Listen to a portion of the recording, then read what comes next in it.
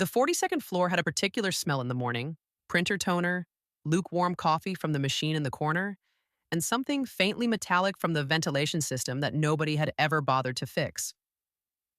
Sophia Reyes noticed it every day when she stepped off the elevator, and every day it told her the same thing: another ordinary Thursday. She set her bag on the chair, lined up her pens the way she always did, blue on the left, black on the right, and opened her laptop. The screen lit up the way it always did: emails from the dental provider, a billing discrepancy from the vision plan, a renewal reminder from Hartwell Insurance Partners flagged in yellow, because yellow meant it needed her signature within the next 9 business days. She moved it to her priority folder without thinking twice, the way a surgeon moves a scalpel. Automatic. Practiced. Certain. Sophia had been the senior benefits coordinator at Aldrin Group for 6 years. 6 years of open enrollments, 6 years of vendor negotiations, 6 years of knowing exactly which clause in which contract expired on which date. She managed coverage for 1,200 employees across 3 office locations. She knew the name of the contact at Hartwell by his first name. She knew his assistant's first name, too. Nobody on the 42nd floor thought about any of that. They thought about quarterly targets and conference room bookings and whether the cold brew in the kitchen was the good kind or the bad kind. Benefits were invisible until they weren't. And Sophia kept them invisible, which meant she kept them working. That was the job. That was always the job. Her inbox showed 43 unread messages by 9:15. She worked through them methodically, responding to a confused new hire in Portland about his FSA election, escalating a claim dispute from the Austin office that had been sitting unresolved for 11 days, and flagging a discrepancy in the premium invoice from their dental carrier that amounted to $4,800 in overbilling. Not glamorous work. Not the kind of work that got mentioned in all hands meetings or rewarded with a LinkedIn post from the CEO, but it was precise, and precision had always been enough for her. The email from Marcus Holt, COO, arrived at 10:47 a.m. She almost didn't notice it between the dental invoice and a question from payroll about a dependent verification. The subject line read, "Contract Update, Sophia Reyes." No emoji, no exclamation point, just 5 words with a particular coldness of language that has been reviewed by legal before being sent. She opened it. It was 4 sentences long. Dear Sophia, after careful consideration of our current organizational structure and team alignment, we have decided not to renew your contract beyond the end of this quarter. This decision reflects the evolving needs of the business and is not a reflection of your professionalism. HR will be in contact regarding the transition process. We wish you well in your future endeavors. She read it twice. Then she set her coffee cup down, carefully so it didn't make a sound against the desk, and she read it a third time. Not a reflection of your professionalism. She almost laughed. Not out of bitterness, not out of anger, but because of the sheer, meticulous effort that had gone into making those 4 sentences say absolutely nothing at all. Evolving needs of the business. She had heard that phrase applied to 3 people before her. She had watched them clean out their desks, one cardboard box at a time, and she had felt sorry for them. She hadn't thought the phrase would ever come for her, but here it was. She did not reply. She did not forward it to anyone. She did not walk to the kitchen and talk quietly into her phone, the way people always did when something bad happened in the office. She closed the email, moved her cursor to the priority folder, and opened the yellow-flagged renewal notice from Hartwell Insurance Partners.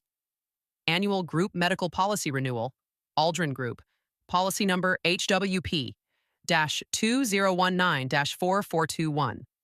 Required signatory, Sophia Reyes, Senior Benefits Coordinator. Deadline for submission, 9 business days from today. Per clause section 4.2 of the Master Broker Agreement.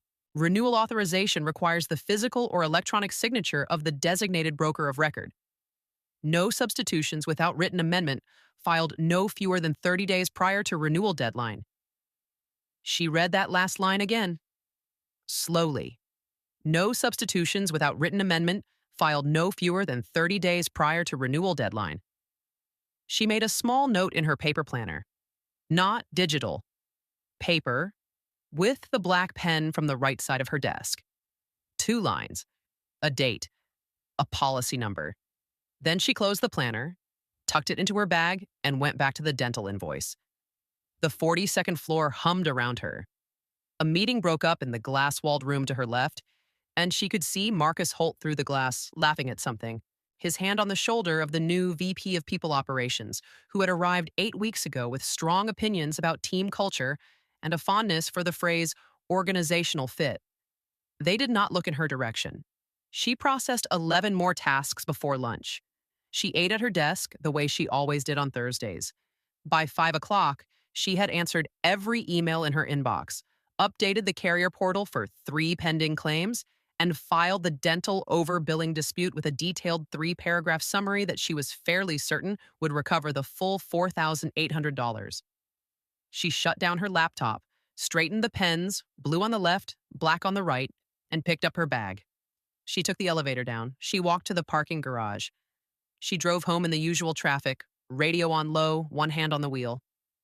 She did not call anyone that night. She did not post anything. She simply waited. Because she knew something that Marcus Holt, for all his 4 carefully reviewed sentences, did not yet know. Something quiet and specific, and written in black ink in a planner that was now sitting in her bag. And in the world of insurance contracts, the things that are written down are always worth more than the things that are simply assumed. The 9 business days had already started counting. The transition process, as HR called it, began on Monday with a calendar invite. The subject line read, Offboarding Planning, Sophia Reyes/Dana Whitfield/HR. 45 minutes, Conference Room C, 3rd floor. Sophia accepted it the way she accepted everything. Without commentary, without a delay of more than 30 seconds, without anything that could later be interpreted as resistance or emotion. She added it to her schedule between a call with the dental carrier and a follow-up she owed to the Austin office about the unresolved claim. Dana Whitfield was already in the room when Sophia arrived 2 minutes early. Dana was the kind of person who arrived first to every meeting, positioned herself at the head of the table, and arranged her notepad and pen with the deliberate precision of someone who had read one too many books about executive presence. She was 8 weeks into the company. She had managed benefits at her previous employer for a team of 60. Aldrin Group had 1,200. The HR representative, a quiet, careful man named Paul who always seemed faintly uncomfortable delivering news of any kind, slid a single-page document across the table. It outlined Sophia's remaining duties, her final date, the process for transferring vendor contacts, and a section labeled Knowledge Transfer Responsibilities that contained 6 bullet points. "We'd like to make this as smooth as possible," Paul said. "Of course," Sophia said. Dana smiled the smile of someone who had already begun mentally redecorating the office. "I want to start meeting your vendors this week, if that works." "Just warm introductions. I want to hit the ground running." "That works," Sophia said. She spent the next 4 days doing exactly what the document asked. She introduced Dana to the dental carrier representative, the vision plan account manager, the FSA administrator, the COBRA coordinator, and 3 other vendor contacts whose names Dana had already written in her notepad with small stars next to them. She walked Dana through the enrollment platform, explained the audit trail procedure, and sent her a summary document she had built herself, color-coded, indexed, with a separate tab for each carrier contract. She did not introduce her to James at Hartwell Insurance Partners. Nobody asked. The priority folder on her laptop still held the yellow-flagged renewal notice. Policy number HWP-2019-4421. Annual group medical, clause section 4.2, 9 business days from last Thursday, which meant, as of Tuesday afternoon, she had 6 remaining. She had received 2 automated reminder emails from Hartwell's system. She had read both of them. She had not forwarded either one. This was not sabotage. She was clear about that in her own mind, with the particular clarity of someone who has worked in compliance long enough to know exactly where the lines are. She had not hidden the policy. She had not deleted the reminders. She had not told anyone it didn't exist. She had simply continued to do her job. The job she had been paid to do, the job that was still hers until the end of the quarter. And her job, per the master broker agreement, was to sign the renewal as the designated broker of record, as the only person authorized to do so. No one had asked her to sign it yet. On Wednesday afternoon, James from Hartwell called her cell phone. He was a thorough man, the kind who never let a deadline drift. Hey, Sophia. Just checking in on the HWP 4421 renewal. We've got the packet sitting here. Deadline's coming up fast. Want to schedule a quick call to walk through it? I appreciate the follow up, James, she said. I'll be in touch soon. A pause. Everything okay over there? Everything is fine, she said. I'll be in touch. She hung up and made another note in the paper planner.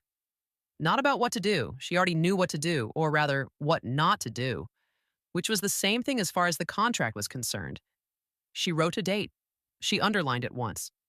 The new VP of People Operations sent a company-wide email on Thursday morning announcing a new initiative called Benefits 2.0, a comprehensive reimagining of how Aldrin Group thinks about employee wellness. It included a photograph of Dana at her desk, smiling with the tagline, "Putting people first." Sophia read it during her lunch break, ate the last 3 bites of her sandwich, and went back to the dental overbilling case, which she had now recovered in full. $4,800 credited back to the company account, confirmed in writing. She filed the confirmation and moved on. Friday arrived quiet and gray, the sky over the city the color of copy paper. Sophia finished her week the same way she started it, methodically, completely, without a single loose end. She answered 41 emails. She escalated 2 open claims. She updated the carrier portal for the Portland and Austin offices.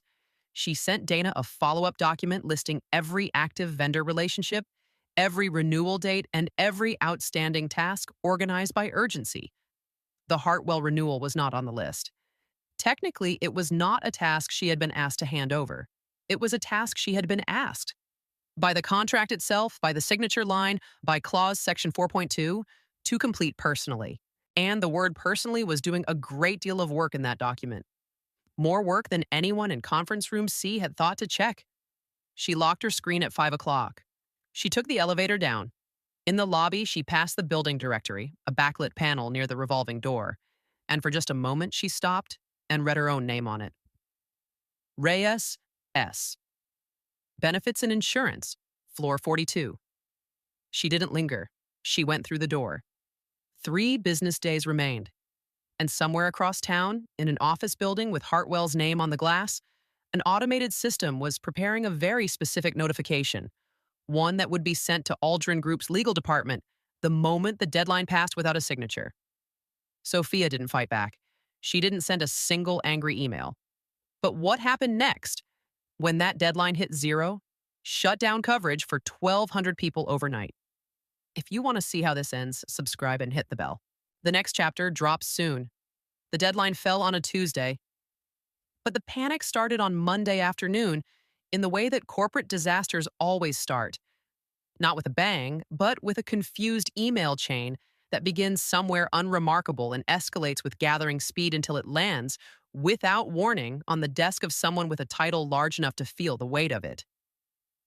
Dana Whitfield had been in a strategy session most of the morning when Paul from HR knocked on the glass of the conference room door and gestured with the particular urgency of a man who is trying to look calm and failing at it.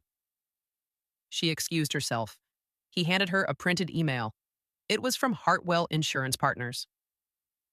Subject line, renewal reminder, final notice. Policy number, HWP-2019-4421. Action required within 24 hours. What is this? Dana asked. It's the group medical renewal, Paul said. Annual. For all 1,200 employees. Why is it coming to me? It was forwarded from Sophia's inbox, he said. She's on her transition period. Her access is still active until end of quarter, but... He paused. It's addressed to her. The policy has her listed as the sole authorized signatory. Dana read the email again. She read the part that said sole authorized signatory. She read the part that said clause section 4.2. She read the part that said the renewal had been open for 9 business days and the signature packet remained unsigned. Can't someone else sign it? She asked. I'm the VP of People Operations. This falls under my scope. Paul's expression did something careful. I called Hartwell this morning, he said. I spoke to the account manager. He said, he checked his own notepad, that per the master broker agreement, Renewal authorization requires the signature of the designated broker of record.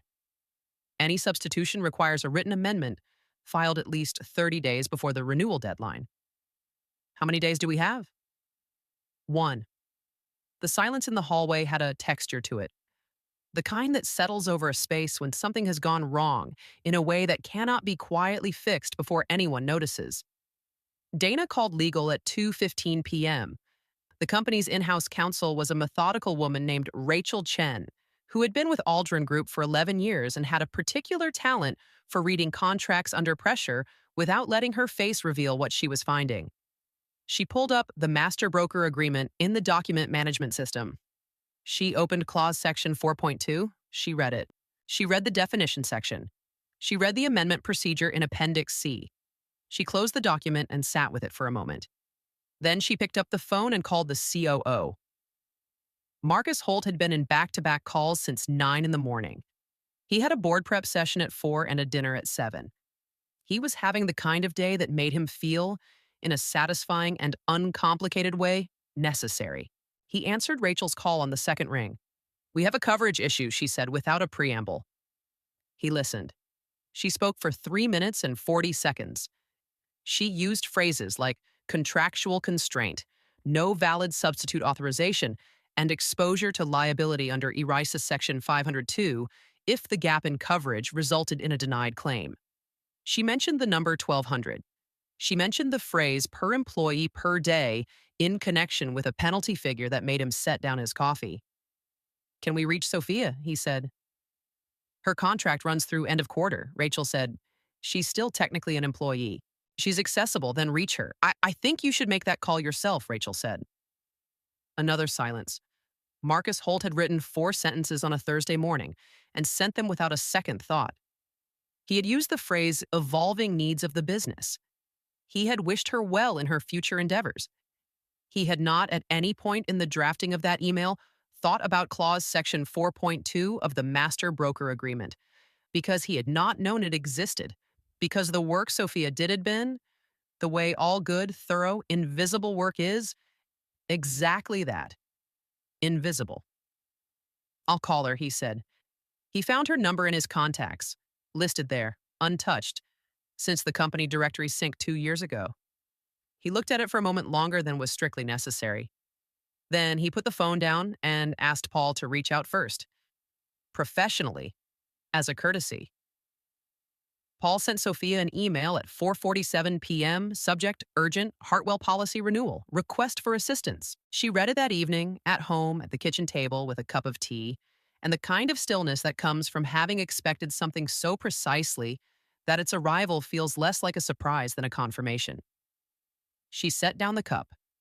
She read the email again, its careful professional language, its understated urgency. The way it used the word assistance as if she were doing them a favor rather than holding the only key to a lock they had just discovered existed. She did not reply that evening. She made herself dinner. She watched something forgettable on television. She went to bed at a reasonable hour. She slept without difficulty. By Tuesday morning, it was no longer a problem. It was a situation. The distinction mattered. Problems in corporate language are things that can be delegated or deferred. Situations are things that arrive in the COO's inbox with legal and HR both CCD, with a subject line that contains the words urgent and coverage gap in the same sentence, and with a number, 1200, that makes even the most practiced executive pause and count backward through every decision that led to this particular Tuesday. The automated notification from Hartwell's system arrived at 6:02 a.m. Dear Aldrin Group, policy number HWP-2019-4421, annual group medical insurance. Your renewal deadline has passed without receipt of the required signatory authorization. Per the terms of your master broker agreement, clause section 4.2, coverage under this policy is hereby suspended effective immediately, pending receipt of a valid renewal authorization from the designated broker of record. Please contact your account manager to discuss resolution options. Hartwell Insurance Partners. Rachel Chen read it at 6:18 a.m. before her coffee was finished. She forwarded it to Marcus Holt with 2 sentences. Coverage suspended as of this morning. 1,200 employees are currently uninsured. By 7:15, three members of the benefits team had received calls from employees with scheduled procedures, a surgery in the Portland office, a prenatal appointment in Austin, a specialist referral in Chicago that had been waiting 4 weeks for approval. The carrier portal was returning a status of policy inactive on all claims. The dental and vision carriers were unaffected. The medical plan, the core, the one that mattered, the one that covered everything from emergency rooms to prescriptions to the surgery in Portland scheduled for Thursday, was suspended. Dana Whitfield arrived at 8 o'clock and walked into a conference room that already contained Paul from HR, Rachel from legal, and a printed copy of the Hartwell Agreement, with 3 sections highlighted in yellow. She sat down. She looked at the highlights. She said nothing for a moment. "What do we need?" she asked. "Her signature," Rachel said. "Specifically hers. There is no procedural workaround within the renewal window. The amendment process requires 30 days. We are past the window. What if she refuses?" Rachel folded her hands on the table. "She hasn't refused anything. She hasn't responded yet." A pause. "But legally, she has no obligation to sign. Her employment contract covers her duties through end of quarter. It does not compel her to perform tasks after the company has informed her that her contract will not be renewed. The non-renewal letter was sent first. That sequence matters." The room absorbed this. "Marcus needs to call her," Paul said quietly. Nobody disagreed. Marcus Holt made the call at 9:03 a.m. from his private office with the door closed. He had reviewed his notes. He had asked Rachel to draft a brief summary of what to say, and he had put the summary on the desk in front of him, and he had not looked at it once. The phone rang 4 times. Then, Sophia Reyes. Her voice was the same as it had always been, measured even, unhurried. The voice of someone who handled problems for a living and had learned long ago that volume was the least effective tool available. "Sophia," he said, "this is Marcus." "Good morning. I think you know why I'm calling." "I received Paul's email," she said. He explained the situation, the suspended coverage, the Portland surgery, the 1,200 employees, the window that had closed. He used the word circumstances twice. He did not use the phrase evolving needs of the business. She listened without interrupting. When he finished, she said, "I understand the situation. We need your help," he said. And then, after a pause that cost him something, "I'm asking for your help." Outside her window, the city was going about its Tuesday. A delivery truck was double parked on the corner. A woman walked a dog with tremendous dignity past a broken umbrella on the sidewalk. The morning had the clean, indifferent light of a day that did not particularly care about anyone's problems. "I'll need a few things," Sophia said. She did not say them with pleasure. She did not say them with anger. She said them the way she said everything, like a list of requirements in a contract, specific and without ambiguity. A formal written request from the company on letterhead, acknowledging that the non-renewal was unrelated to performance. A written confirmation from HR that her final paycheck would include the full transition period. And one other thing, smaller, more precise, that she named in a single sentence. Marcus Holt wrote it all down. "I'll have Rachel send the documents within the hour," he said. "Then I'll sign the renewal within the hour after that," Sophia said. She hung up. She made herself another cup of tea. She straightened the 2 pens on her kitchen table, blue on the left, black on the right, and waited for the email. The documents arrived at 10:41 a.m. Rachel Chen had drafted them with the particular care of a lawyer who understands that what a letter says and what a letter means are 2 different things, and that the gap between them is where most corporate problems live. The performance acknowledgement was 2 paragraphs, formal, precise, unambiguous. It stated, in language that would survive any future audit, that Sophia Reyes's contract non-renewal was a structural decision and reflected no deficiency in her professional conduct, her competence, or her record at Aldrin Group. It was signed by Marcus Holt and countersigned by the head of HR. Sophia read it twice. Then she opened the Hartwell portal, navigated to policy number HWP-2019-4421, and signed the renewal authorization with the electronic signature she had registered as broker of record in March of 2019. The timestamp read 10:58 a.m. Hartwell's system sent an automated confirmation within 4 minutes. Renewal authorization received. Coverage reinstated effective immediately. Thank you, Sophia Reyes. She forwarded the confirmation to Marcus Holt, Rachel Chen, Paul from HR, and James at Hartwell in that order. No additional message, no commentary. Just the forwarded confirmation, clean and complete. The way every task she had ever completed was clean and complete. James called her 10 minutes later. Everything's back up, he said. The Portland team just confirmed the surgery is cleared. I have to say, Sophia, I've been doing this a long time. Never seen a renewal go this close to the wire.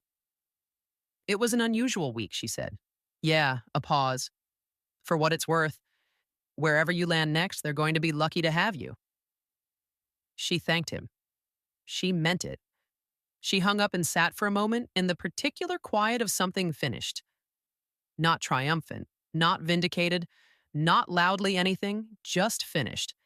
The way a well-constructed contract feels when every clause has been fulfilled. The letter was the third thing she had asked Marcus for. The first two were administrative. The performance acknowledgement, the paycheck confirmation. Those were protections. Standard, reasonable, the kind of thing any employment lawyer would have told her to request. The third thing was different.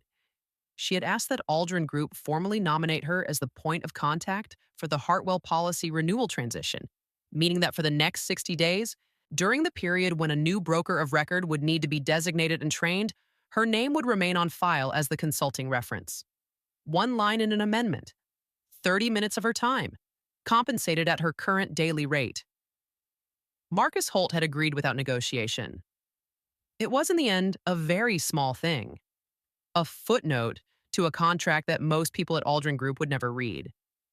But in the world of insurance agreements, footnotes are load-bearing. They hold the structure up. And Sophia had spent 6 years learning exactly which footnotes mattered. The company newsletter went out the following Thursday, the one Dana Whitfield had written about Benefits 2.0 and putting people first. It was well designed. It had a good photograph. It used the word reimagining 4 times. Sophia read it at her kitchen table. Her new laptop open beside her, 2 job offers sitting in her inbox, one from a mid-sized financial services firm that had found her through a recruiter, one from a company she had quietly approached herself the week after Marcus sent his 4-sentence email. She had not rushed.